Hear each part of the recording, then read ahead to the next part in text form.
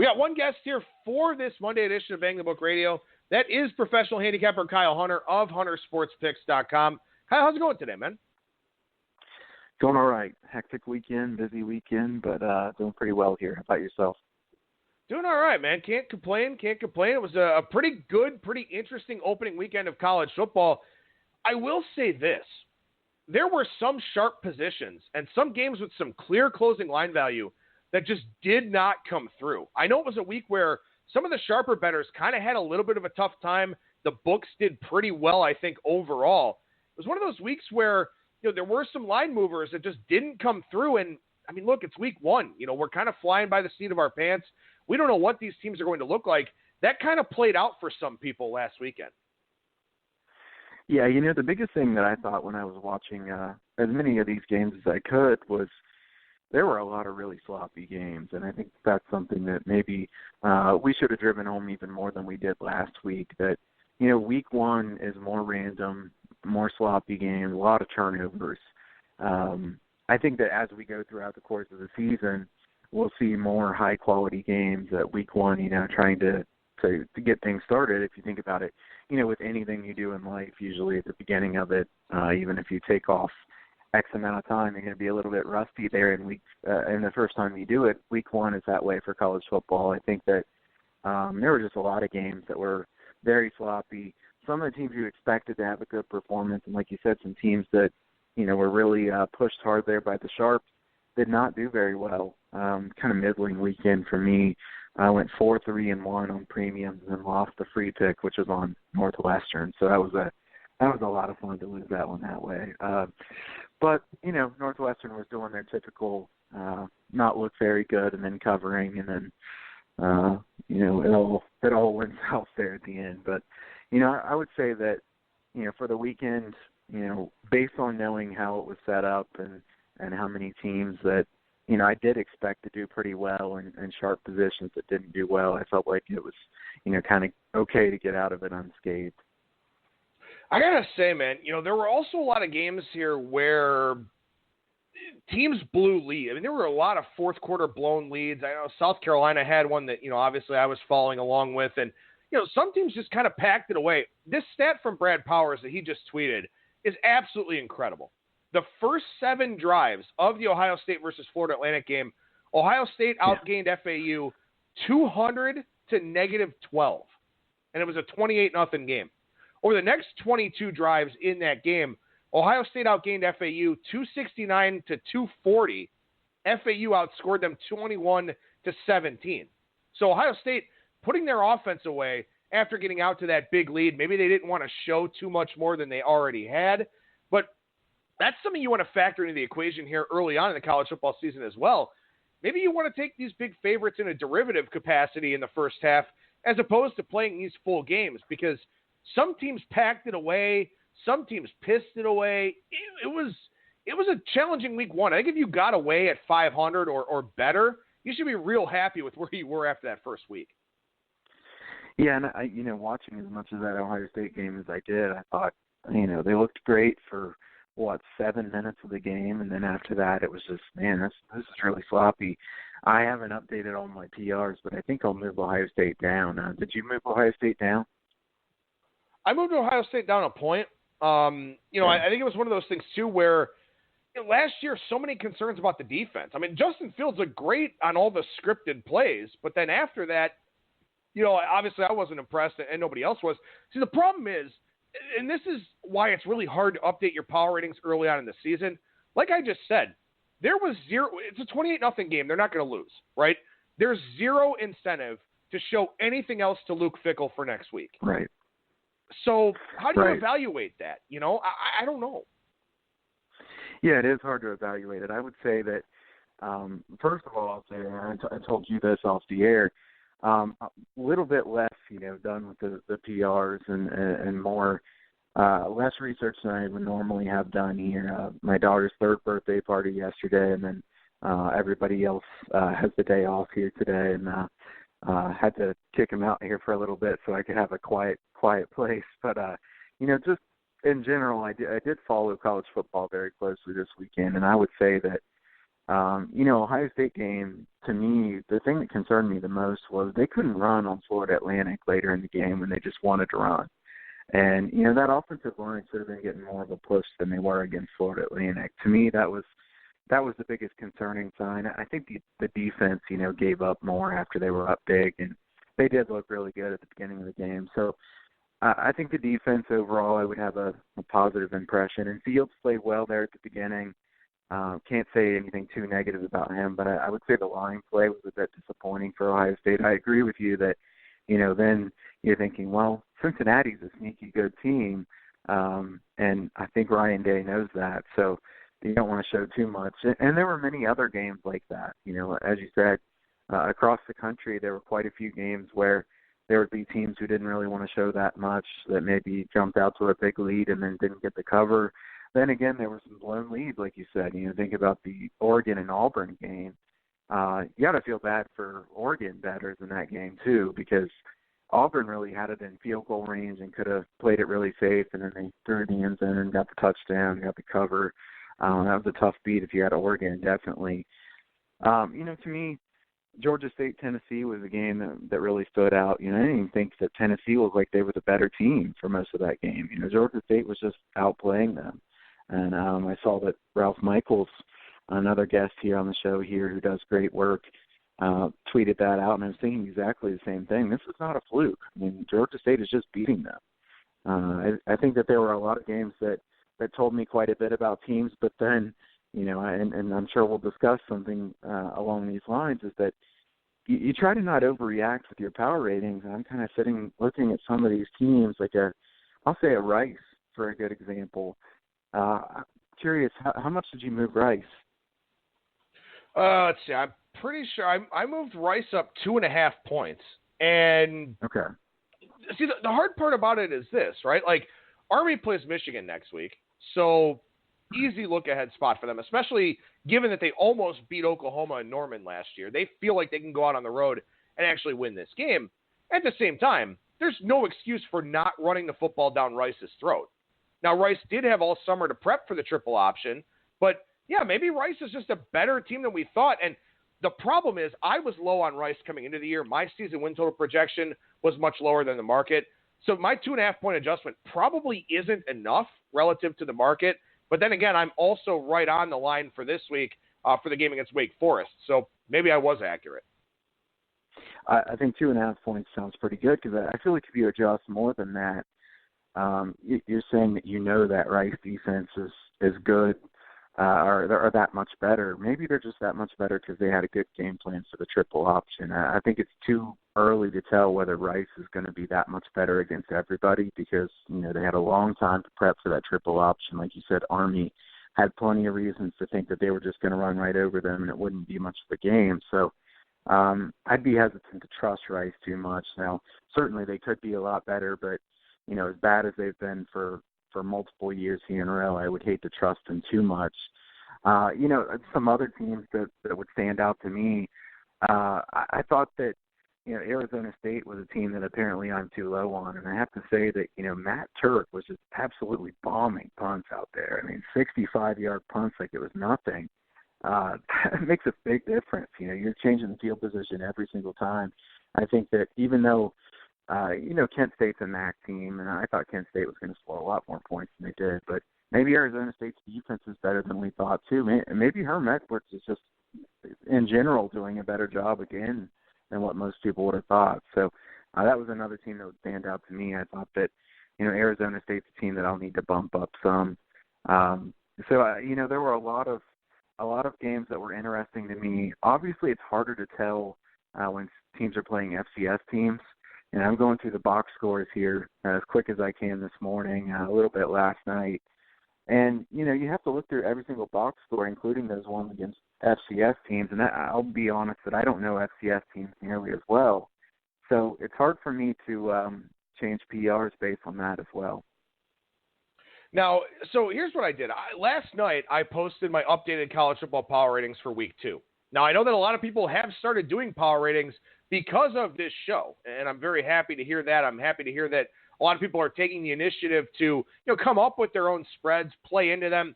It's what I've always wanted from this show, is to be able to give you the tools to do all this stuff for yourself. Here are my steps for updating my power ratings. And Kyle, interject wherever you want. I assume that you and I are kind of, in the same wavelength when it comes to updating power ratings. Step one, I compare my numbers with the closing lines. I know the market isn't as efficient as it's going to be later in the year, but still, I don't want to be too far off on these teams from where the market is. The best gauge is to compare with the closing lines. So that's step one. Step two is the box score study, is to do a deep dive. I'll give you a couple of examples here from some of the games that were going on this weekend. Missouri and Wyoming, right? I was low on Missouri coming into the season. I took some flack on Twitter for it. I took some flack in other places for it. They lose to Wyoming as a 17-point favorite. But in that game, Missouri threw a pick in the end zone, fumbled at the Wyoming 1-yard line, and Kelly Bryant had a fumble return for a touchdown. So that was 21 points worth of swings right there. More if you consider the fact that, I don't know what Wyoming did after those possessions, but, 2 red zone turnovers for Missouri in that game. So how do you evaluate that game? Do you downgrade Missouri for that performance? Do you upgrade Wyoming for the outright win? That's something that you kind of have to factor in based on looking at the box score. Old Dominion outgained Norfolk State by 24 yards, had 3.4 yards per carry. That line against Virginia Tech has gone up already this week because everybody looked at Virginia Tech losing to Boston College. Well, Virginia Tech was -4 in turnovers in that game against Boston College. So that line opened light. I played was Virginia Tech -27. It's 28.5, 29 out there now because I studied the box scores. James Madison outgained West Virginia, had more first downs than West Virginia. Lost the game because they were -3 in turnover margin.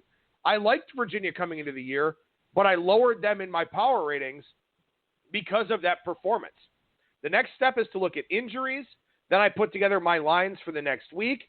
Then I bet into those games accordingly. And then I make further adjustments based on if I'm too far off from where the market was. Even if I play that game, I'll still factor that into the equation and say, okay, my line's probably off there. I shouldn't be off by a touchdown on any of these games here in week 2. So I will make an adjustment down, even if that's still a line that I play. So that's the process for me.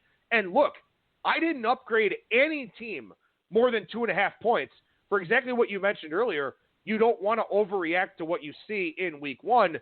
My only adjustment of more than 2.5 points down, USC, because JT Daniels is out for the year. Yeah, I mean, I really, my process is pretty similar to yours. I would say that usually I start out by making some notes from what I saw for the day. If I've been able to watch games for the majority of the day, I try to put down some notes before I even look at the box scores. What did a certain team do well? What did a certain team do poorly? Even some games that I know are just misleading. And that Missouri-Wyoming game is one of the most misleading games you could see, especially because when that, if I remember correctly, when they returned that fumble, I think that was the last play of the half, and then Kelly Bryant tackled him. He was going to be down, but it was a penalty for, I think it was the face mask. So, then Wyoming gets the score, which that was just a killer for Missouri, obviously. I think that, it's interesting also to see the market fading Wyoming right away. If I would have seen the 8, I would have taken Texas State. So, we're sitting at 7 or even 6.5 there in some of these books now. So I think that the market is kind of onto that one too, that Wyoming may have been a bit overvalued there by the odds makers. I think that doing that and then taking a deep dive into box scores and trying to look at spots where, maybe everybody else is going to think that team is so much better than what they actually have been so far. And at the same time, keeping in mind that you don't want to overreact to any one game. And I will say that I've seen some debates on Twitter here of late based on closing line value or, whether trying to go back and consider what the closing line was last week, which I agree with you is really the best value, the best way that you can look at it, actually makes that much sense. People will say, well, it's not a perfect market. Of course it's not perfect. I mean, and nobody said it was perfect. We're not going back and saying, okay, we have to adjust because that line is perfect. At the same time, what is perfect in sports betting? You can think whatever you think about your power ratings. You can think, you have the perfect play, and anything can happen in one game. So really, you're going back to what you think is the closest to perfect or the closest to something that is truly measurable. So you go back to that closing line from before, because the marketplace is good. I mean, they put the price at a very fair point. And as you said, it's not as good now as it will be in Week 10.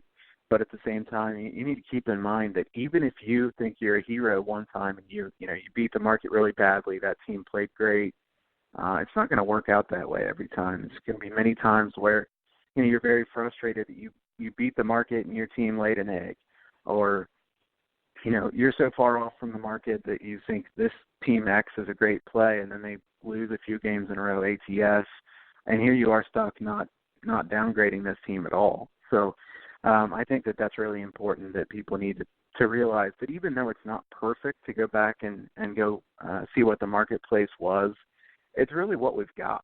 I mean, what else are you going to do? Yeah, I completely agree. I mean, look, you have to go with the information that's out there. And, yeah, I mean, look, when you talk about something like the NFL where there's a lot more public influence because there's a much greater public handle, maybe the closing line isn't the most efficient. I've heard the argument that the most efficient line is, like Thursday night or Friday morning after a lot of the big heavy hitters come in, take their positions in the NFL. But even then, we've seen, a lot of big game day moves on both college football and the NFL over the last couple of years. So that's why you do a multi-pronged process. That's why you do, right. You compare to the closing number, but you also look into the box scores. And look, another thing here too is something that I like to do as a control on myself, and I think you do this too, and I think a lot of people do. I will for week 3, for example, I'm going to put together my week 3 lines on Friday based on what my current power ratings are, just so that after Saturday's games, I make sure that I'm not falling victim to overreaction, that all of a sudden right. my number is not 6-7 points different than what it would have been just because of that one data point. So I try to do that every single week, put together my week 3 numbers on Friday, and then I'll adjust my power ratings Saturday night and Sunday morning. And then I'll also be pretty much ready to go because, look, openers came out earlier than I expected on Sunday.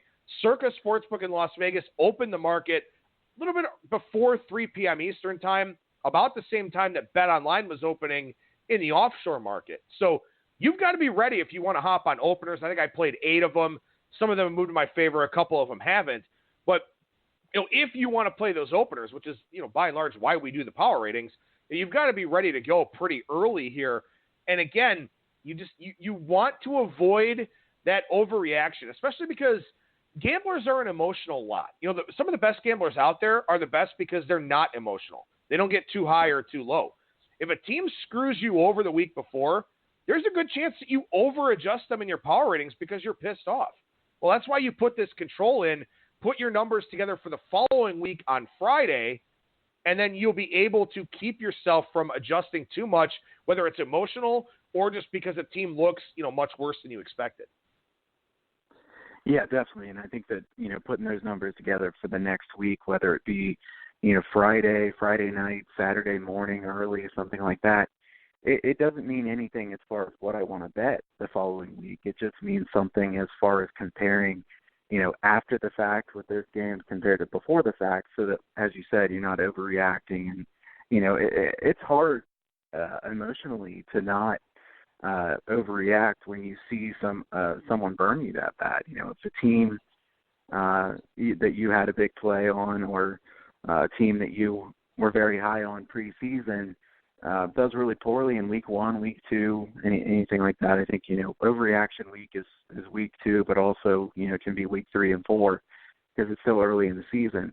It's easy, very easy to sit there and say, man, this team, I don't want to back them again. And as I've said in college basketball before, it is important to remember that these are college kids, and everybody's going to have at least one really poor game here. So, don't do the whole thing of, this team burned me, I'm never betting them again the rest of the season. I think that's a really bad way to look at it. It's kind of like when people say, I'm never playing an under, or I'm never playing an over, or something like that. You're reducing half of what you could possibly bet on that, certain total or certain side.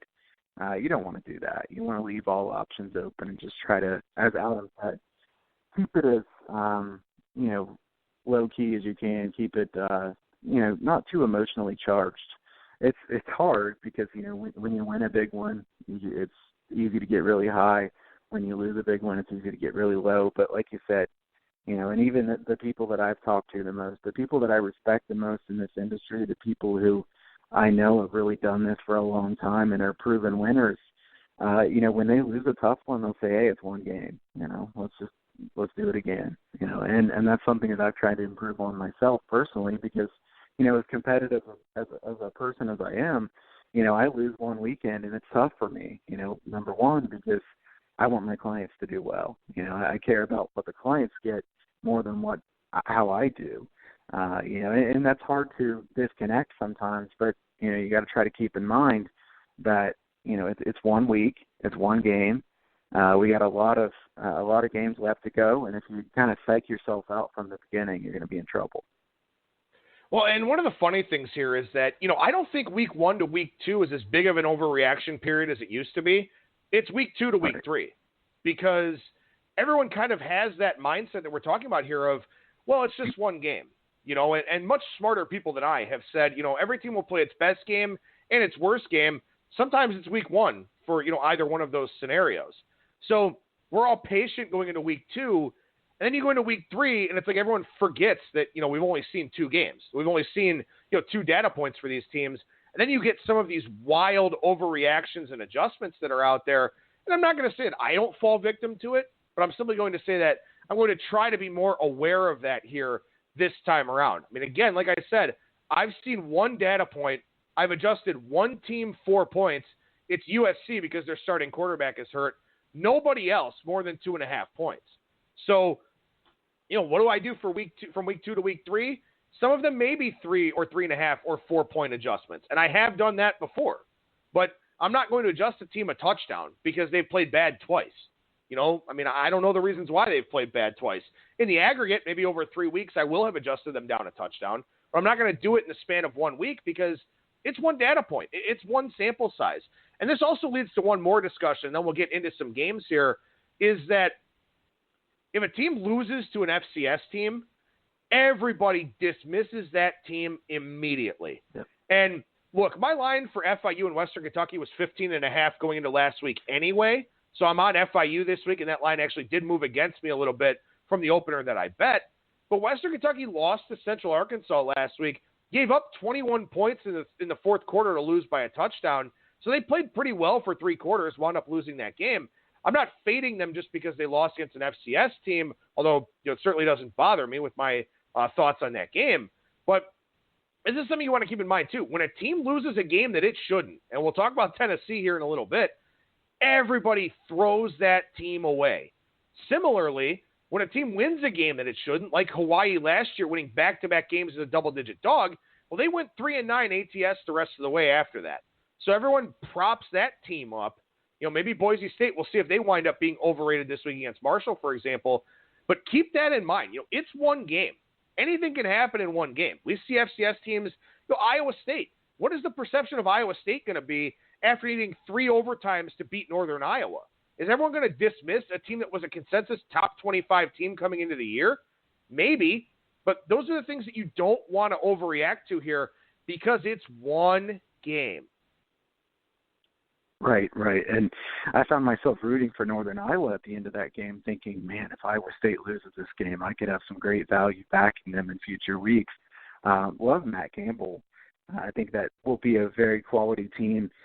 I think that the fact that they got out of that game the way they did reduces the value just a little bit because, if you say, man, they lost to an FCS team, there's going to be a lot of people saying, man, they were overrated, and downgrade them really quickly. But like you said, you get a team like Western Kentucky, and we didn't really know what they were going to be. So, I'm cautious to say too much about Western Kentucky with the, new head coach, new look.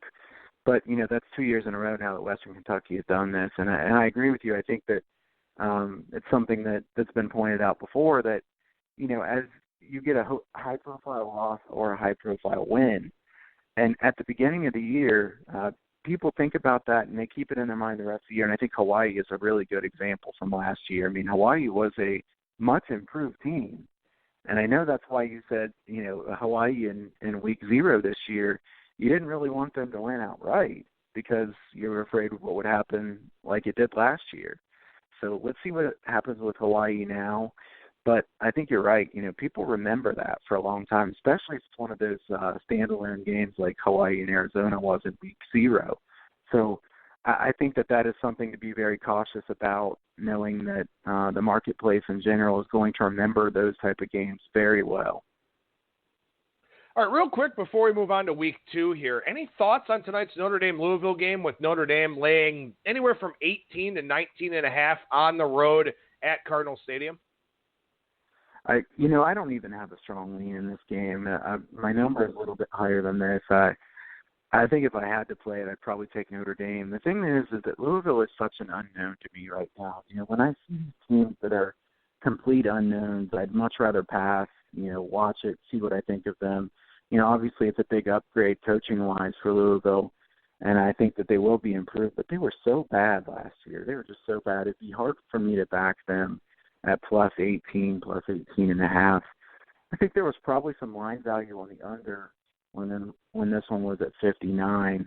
My number is 55.5. So now, you're seeing 55, 55.5 across the board. So I don't see any line value on the under now. I think Louisville will likely try to keep the ball away from Notre Dame here. The question is, can they do it? I don't have any strong opinion on this game. I think this is one where you try to watch and find out something about both teams.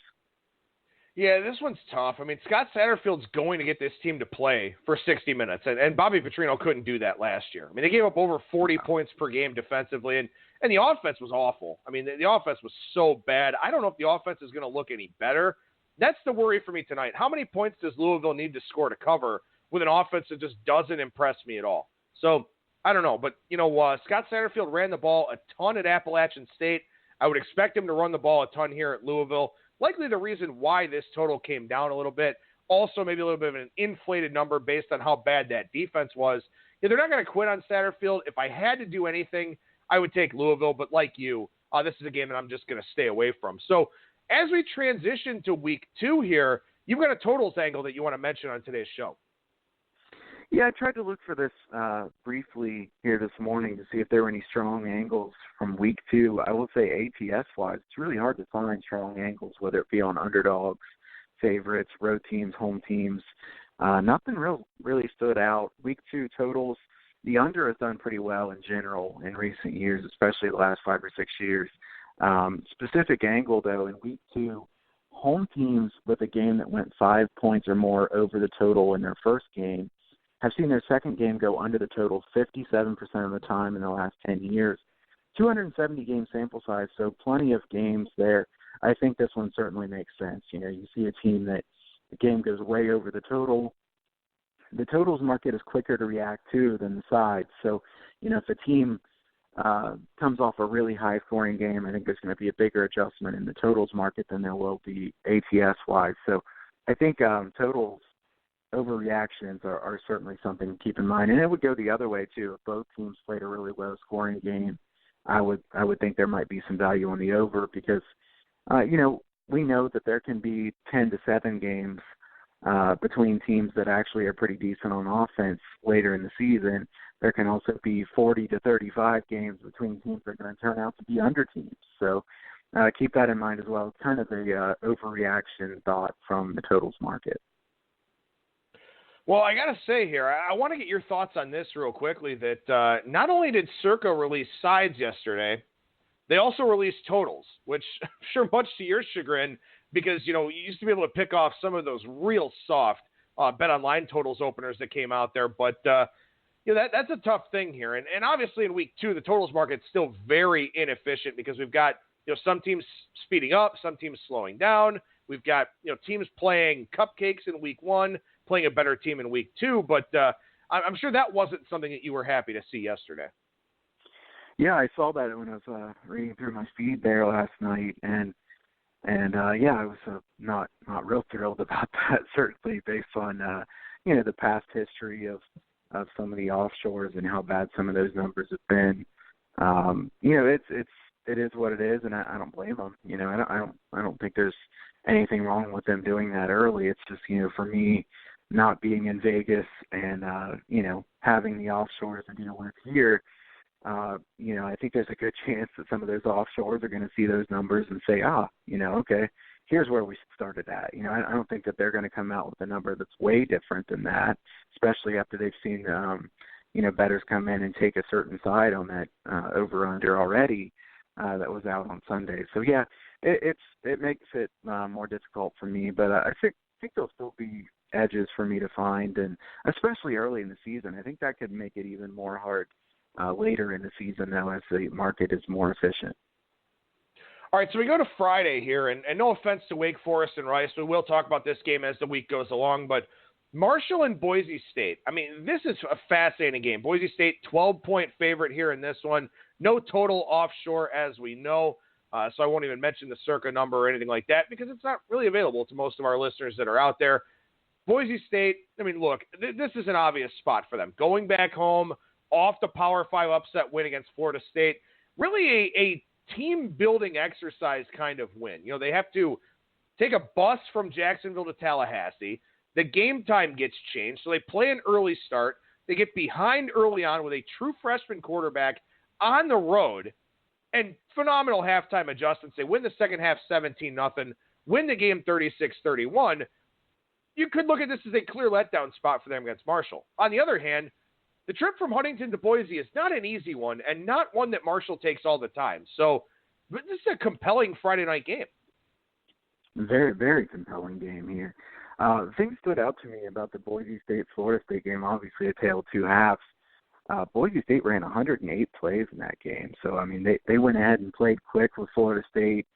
They wore down that Florida State defense definitely late. They looked very gassed. Boise State had 11 tackles for loss, so they were taking advantage of that Florida State offensive line that's been a weakness now for a while. You have to be impressed with a freshman throwing for 407 yards to lead a big comeback in Tallahassee. Like you said, really the spot couldn't have been much worse for them against Florida State. The game that gets moved to Tallahassee, certainly not helpful for them. They get down early, and it's really impressive to come back and win the way they have. I will say that, and I think this is something that we've talked about on the show, Boise State laying points at home has not been the way to go here in the long term. I don't have the number right in front of me. I know that they have not done well at all ATS here the last few years at home. I will say that most of those games they've been favored by more than 12 points. They've been so much better than the other teams in their conference that we've seen a lot of really big numbers that they end up winning by 14 points instead of the spread being 17 or 18, what it is. So I think this number is a little bit smaller than what we usually see. Marshall's a team that has had a very solid defense for several years now. They lost their DC from last year. I do think that they're still going to be very good on defense. There's not much to take out of Marshall's first game against VMI. VMI only had 7 points until the fourth quarter when they scored 10 more. But, what do you take from that? I think that Isaiah Green, still a bit of a question mark for Marshall to me. I think Marshall's offense, you've got a good playmaker in Tyler King. Is Isaiah Green a really good quarterback? I don't know that we know that. I know he has potential. I don't know how much Marshall can score here. I think that, Boise State's defense really impressed me in the second half of that game against Florida State. Kendall Briles comes in, the offense really, really good in the first half, and then they get nothing. So, Boise State's defense impressed me as much as anything from their team there in that first game. I think Marshall will struggle to score here. I don't even know what the circa number was here, but I would probably lean to the under in this game. I would think that Marshall will struggle to score too much. At the same time, Boise State may not look too great on offense here either. My lean here would have to be Marshall plus the points. I don't think that that's a great value as far as the line. If it were 14, I'd be betting it. But, I can't back Boise after that kind of win. They have to be feeling really good about themselves. They have other big games in the future. I don't think that this is a game that they would have circled in any way. Marshall, this is a good chance for them. It's certainly not a spot where they would usually go play, but they know that this is a great shot for them on a national basis to try to make a name for themselves. So, Boise State's been a really big name team because they've been so successful year after year. Marshall has a quality program, but they're not the same kind of name as Boise State right now. Motivation-wise, spot-wise, I have to lean Marshall in this game. The opening total at Circa was 54 for this one. So I don't know what your thoughts are on that. And obviously we'll see what the offshore market winds up doing. The number opened 13 at Circa for this game, which is exactly where I have it power rated. And I didn't upgrade Boise State at all. I know Hank Bachmeier looked really good, but I didn't update Boise State at all here in this one. I did downgrade Florida State a little bit because it's obvious that Willie Taggart he just may not be that good of a head coach. To blow a lead of that magnitude at home, you can't do that. So I did downgrade Florida State a little bit. Didn't upgrade Boise State at all, partially because I don't want to fall victim to that overreaction. I mean, look, Boise State had the ball for over 40 minutes in that game against Florida State. Florida State 1 for 12 on third down. Boise State 10 for 19. That's your game right there. And Boise State still had to outscore them 17-0 in the second half to win that game. So while I give Boise State a lot of credit for that win, I don't want to prop them up too high here. I feel like my number is pretty good at 13. I won't have a play on side or total, but again, the spot is so interesting both ways here in this one. I think we'll see public money on Boise State. I don't know if we get sharp money on this game. We could see a stray 14 for Marshall, but I still won't play it. It's too close to my number. Yeah, I think the total of 54 is a pretty good number, honestly. I was thinking it might be 52 or 53, so maybe just a point or two too high. But as it goes as far as this game, I think it's unlikely that I'll bet this game unless I find some value on the under. If the number gets high enough, maybe I would take the under in this game. Like you said, it's hard to know about Boise State. Maybe Florida State's just not that good. Florida State gets a lot of hype coming into this season because they get Kendall Briles, and that's clearly an upgrade. I think their offense is clearly much better than they were.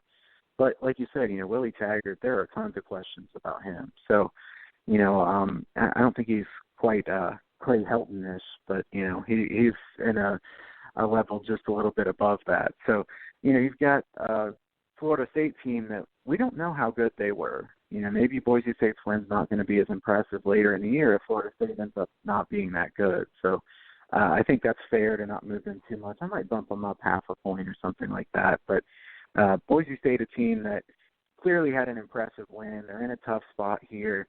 I couldn't lay the points. If I was doing something here, I'd have to take the points with Marshall. All right, so we move down the board here. Game 321, 322 as we go by rotation number. Cincinnati and Ohio State. Ohio State, 17-point favorite. It's about where it opened offshore. Circa was 16.5. Total of 55 was what Circa posted. No offshore total on this one as of now. But that's a relatively low total with a 17-point spread here. Again, I know that you've mentioned this on the show before. You generally tend not to bet Ohio State games. I try to stay away from them as well unless I feel like I've got a really strong edge, and I don't in this game. My number is 17. But again, what's interesting to me and what I want to see here from Ohio State, did Ryan Day hold back a lot of that playbook so that Cincinnati didn't have much to prep for when it came to Justin Fields? Yeah. This was a game that I was really looking forward to seeing what the number came out at. Like you said, I don't usually bet on or against Ohio State or even bet totals on Ohio State games too much.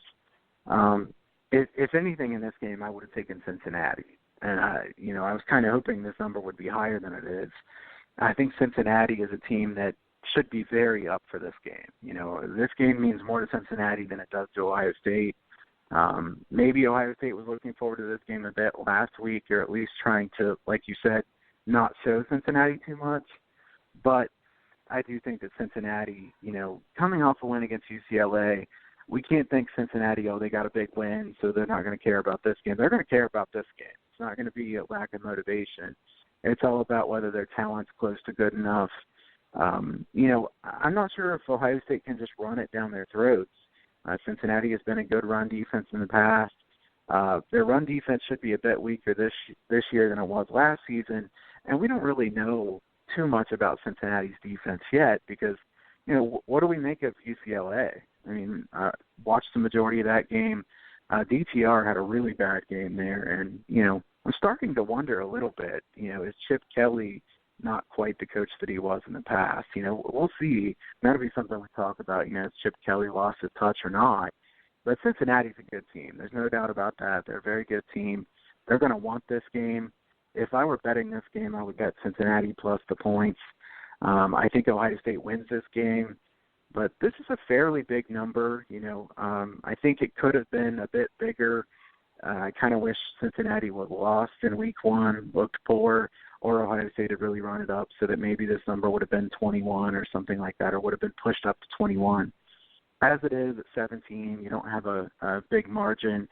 I think, like I said, motivationally, situation spot-wise, I would favor Cincinnati in this game. Ohio State still has the supreme talent, and if they're really up for this game, they could easily win by 3 touchdowns or more, and it wouldn't be surprising either. All right, so move to game 331, 332 here in Nebraska and Colorado. Nebraska, 4.5-point favorite. There are still 4s out there at Pinnacle and Matchbook. And this is a game that opened 6.5 at Circa with a total of 62.5. This game opened as high as 7.5 offshore. So it's come down quite a bit here with a lot of Colorado love. And look, Kyle, I got to say, man, my number was 8 on this game. And this is one that I did adjust after seeing the market come out because maybe I know I was a little bit low on Colorado over the summer. Maybe I was a little bit too high on Nebraska, who did not look good last week against South Alabama. But going all the way down to 4, I don't know, man. I almost feel like I should have taken Nebraska at 4 based on principle. And if I get a chance again, maybe I will. Yeah, I definitely lean Nebraska in this game. Like I said, I haven't updated my power ratings, but I know my number is going to be bigger than 4 or 4.5. So, if you look at the Colorado box score, this is one that I was looking at earlier today. I even left it open here. Colorado State had 505 yards, and I certainly don't think Colorado State's offense is that good. I don't think Hill is that good of a passer to be getting 374 yards passing. I do think that, Martinez was disappointing in that first game for Nebraska, but it's going to surprise me if Colorado's going to stop Nebraska in this game. So the question is, can Colorado score? I think they'll probably score a decent amount of points, and I would lean the over on the number that Circa put up. I think that might be a little bit too low. We'll see. I think that, this Colorado team played relatively fast there in that first game. They were definitely very efficient on offense, and Colorado State's turned it over 4 times, though. So, Colorado State had more yards than them, but the +4 turnover margin for Colorado was more than enough. I don't know that Colorado should be upgraded as much as what some people have here. I think that this is one where Colorado beat Colorado State pretty badly, but does that really mean much? I mean, because Colorado State's not good. We know that. And like I said, they turned it over 4 times, so they made it pretty easy on Colorado. I think the marketplace has gotten a little bit ahead of itself on this one. Yeah, I think so too. And I mean, also one of those turnovers was for a touchdown by Colorado. They also had a field goal and another touchdown off of it. So, they did very well in terms of points off of turnovers. And here's the thing. I think that sometimes you can kind of see this in the marketplace where look at Nebraska from last year. Everybody loved them. People were betting them to win the Big Ten West. People were, kind of pumping up their lines a little bit early on. And they started really poorly, but they lost games. They lost close games that they probably shouldn't have lost. They played much better in the second half. Then people come into this year high on Nebraska. And look, let's be honest, they looked like shit against South Alabama. I mean, they just did not play well in that game at all. And I think then there becomes this mob mentality of we've got to fade this flavor of the month team. And I think that's the movement that we saw here initially in this Nebraska-Colorado game. And maybe I fell victim to it. Maybe I over-adjusted Colorado because, as you said, +4 in turnover margin, still gave up 31 points and 500 yards. It wasn't a great look for that Colorado defense. So I think I may just play Nebraska here. I think I may trust what my original power rating number was. Take the Huskers here and this one out on the road. Yeah, maybe Colorado is an improved team, but also Colorado State is a bottom 15, bottom 20 team for everybody. That's not an impressive win to me. So I think we may see this number go back up and probably close more in the 6 range where it opened. Yeah, I think this number will probably go back up as well. So I think if you like Nebraska, you probably want to take it pretty soon. Of the games that we've talked about thus far, this is definitely my favorite. I like Nebraska, and I like the over here. I think that both teams will score quite a few points. Nebraska's going to push the pace, certainly. Colorado's defense is way down from last year. I know they have a defensive-minded head coach. They lost a lot of talent. I think Colorado, the strength of their team is Laviska Shenault and Montez. They'll probably make some big plays in the passing game. I think that they'll be able to score some points. So I think this projects as a fairly high-scoring game, one where I think Nebraska has more weapons so than Colorado, and maybe people are jumping off Nebraska a little bit too quick, because people really like them going into this season too. I know that was one of the hottest season win total overs, taking Nebraska, and maybe people watched that game or saw the score and want to get off Nebraska right away. I think Nebraska is a team that, maybe they were a bit overvalued in the preseason, but this seems like a pretty big stretch to have this number down this low against a Colorado team that is clearly, not even close to as talented as Nebraska. Now, I don't want to spend a lot of time on this game because we do have a couple more games that we want to get to here real quickly, but game 341-342, Illinois is a 20-point road favorite against UConn. This is the biggest road favorite role for Illinois since October 26th, 1991. And they were a 21.5-point favorite against Northwestern. Found that one out here today. That's a nugget you can find over in my college football opening line report for week 2. My God, how far has Connecticut fallen? I mean, last week they barely beat Wagner, who's not a good team at all. And here they're getting 20 at home against Illinois. I don't even remember the last time Illinois went to a bowl game. They've not been good under Lovie Smith. I mean, this is just one of those nuggets. I mean, I don't think either one of us is going to have any interest in playing this game. But, man, Illinois laying 20 on the road? It's crazy.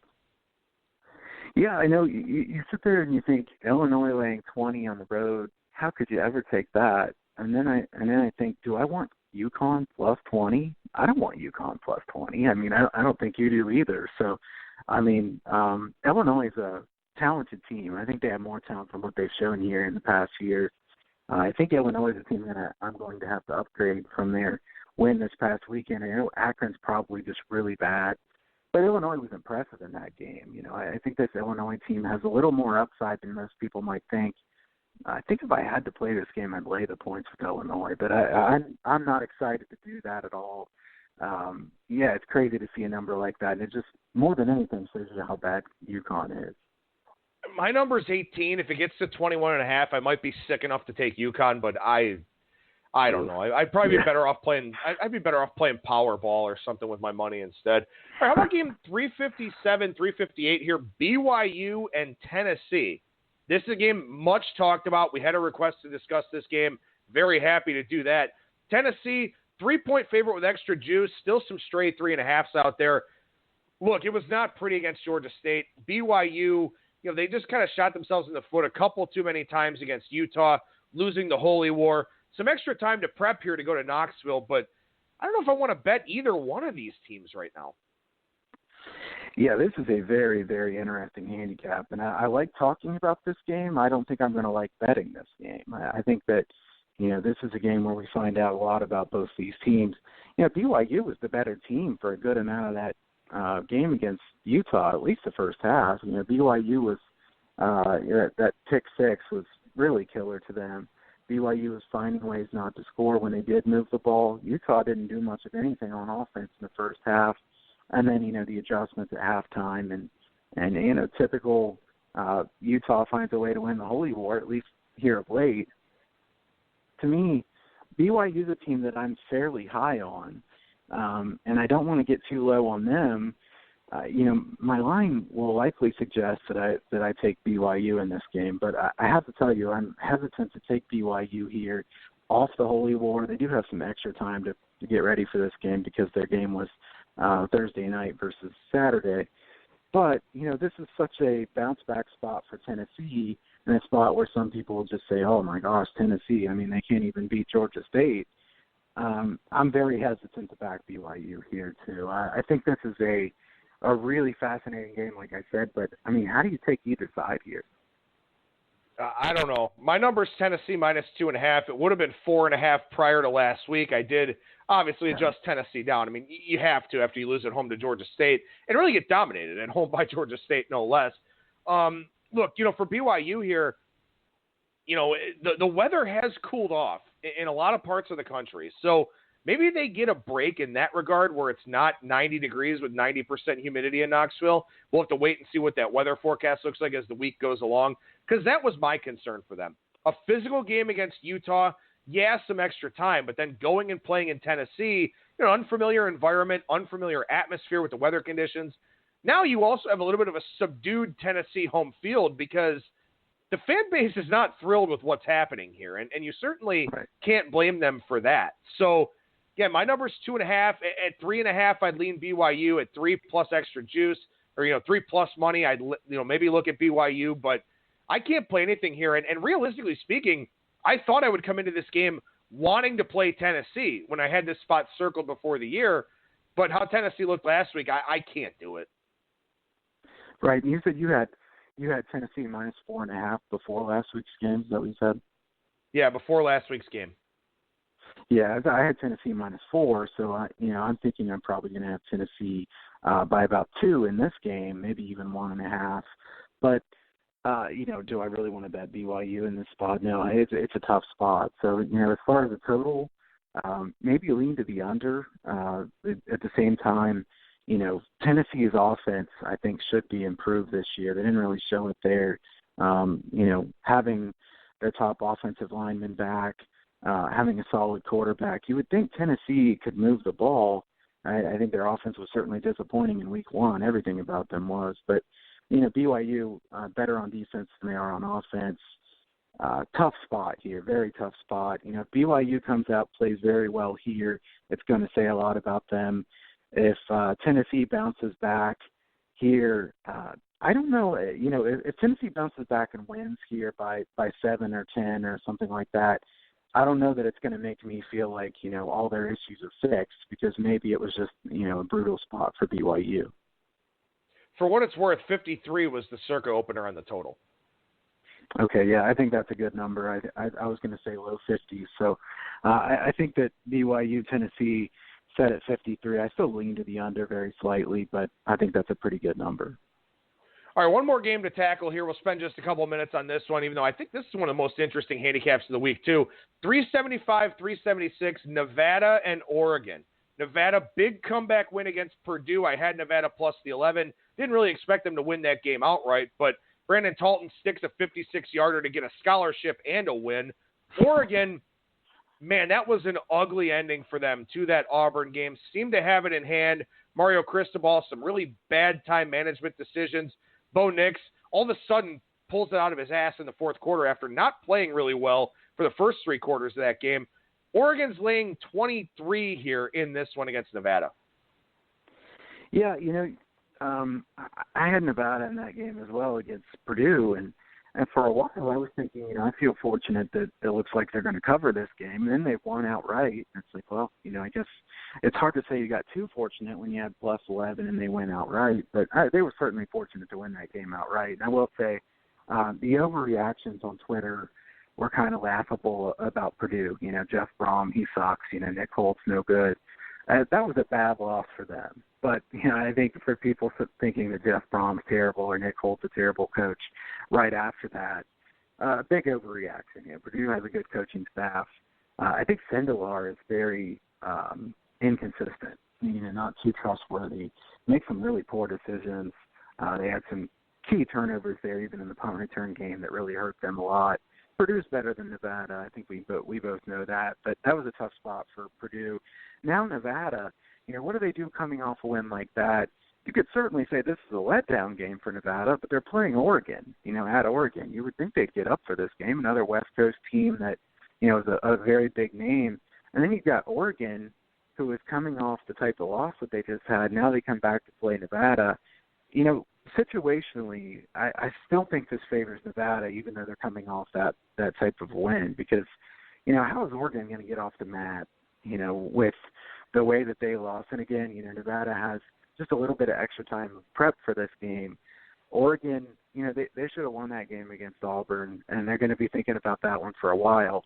I wouldn't want to lay the points here with Oregon. I'd have to take Nevada. I think Nevada's defense is much improved. I really like that 3-3-5 they've been playing. Carson Strong didn't look very good early in that game. He did enough late in the game, has enough mobility to keep plays alive and keep teams honest, and seems to have a pretty good arm. So this is a Nevada offense that I'm still a little bit questionable about. I don't know how good they're going to be on offense. Nevada is much better defensively than they were a couple of years ago, and that's why this team's going to be so much more competitive. Oregon, to me, maybe Cristobal might be a bit overvalued as a coach. He's a very good recruiter. What is he as far as in-game coaching? I feel like he's made a few blunders, not just this Auburn game. So, 23.5 points is a pretty big number. This line might get a little bit bigger. If it does, I would have a chance of taking Nevada in this one. I haven't looked at it much, but my lean here is Nevada. What about you? Yeah, I'm kind of leaning that way too. I think Nevada's a team on the upswing, and I don't know if I can say the same about Oregon. I don't know where Oregon is right now, and maybe Oregon's going to wind up being the best team in the Pac-12 North. That's a possibility, but right now I don't know what they are, and they have to cover a very big number here against an offense with a quarterback that's going to throw the football around. So maybe lean Nevada. We'll see if this number does get a little bit bigger, but it's certainly one of the more interesting games here of a Week 2 slate that's just not particularly strong, not nearly as good as what we had here in Week 1. Kyle Hunter, professional handicapper over at huntersportspicks.com. What's going on at the website right now, man? Yeah, check out huntersportspicks.com. Got some specials going on right now as far as lowered prices, discounts here for this week. So check out the website if you're looking for a special offer for premium plays. Also follow me at Kyle Hunter Picks on Twitter. Going to be doing some contests there for prizes, whether it be free premium picks or some cash prizes. So follow me there at Kyle Hunter Picks, and we'll have some things going on here in the near future. Kyle Hunter, professional handicapper over at huntersportspicks.com, at Kyle Hunter Picks on Twitter. Appreciate the time as always, man. Thank you so much for joining me, and we'll talk to you again next week. Sounds good. Thank you.